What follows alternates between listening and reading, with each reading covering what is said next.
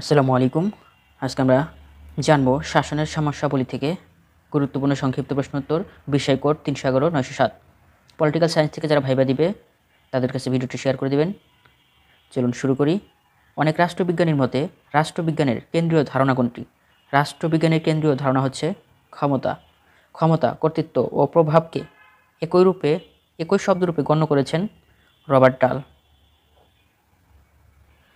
ক্ষমতা এবং কর্তৃত্বকে প্রভাবের একটা দৃষ্টান্তরূপে উল্লেখ করেছেন এলানার বল।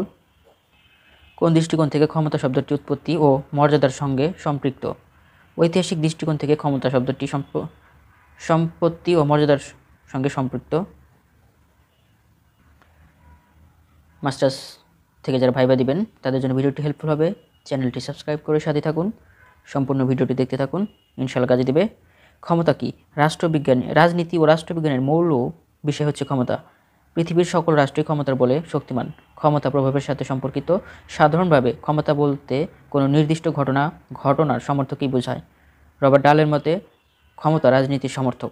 Power is synonymous with politics. Modern politics and government বইটি লিখেছেন এলানার বল। মডার্ন পলিটিক্স অ্যানালাইসিস বইটি লিখেছেন রবার্ট ডাল।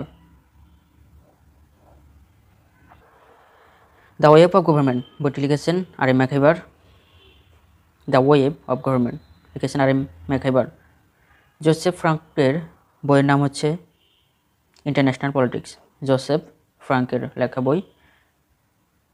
হ্যানজে মর্গেনথু এর বইয়ের নাম হচ্ছে পলিটিক্স অ্যামং নেশনস। অর্গানস্কি এর বইয়ের নাম হচ্ছে ওয়ার্ল্ড পলিটিক্স, লিখেছে অর্গানস্কি। ডিডি রাফায়েল কোন বইটি রচনা করেছেন? DD Raphael problems of political philosophy বইটি রচনা করেছেন। পলিটিক্যাল ম্যান বইটি লিখেছেন এস লিপসেট বা SM. Lipset. Problems in social and political thought বইটি লিখেছেন WT. Deininger. The vocabulary of politics বইটি লিখেছেন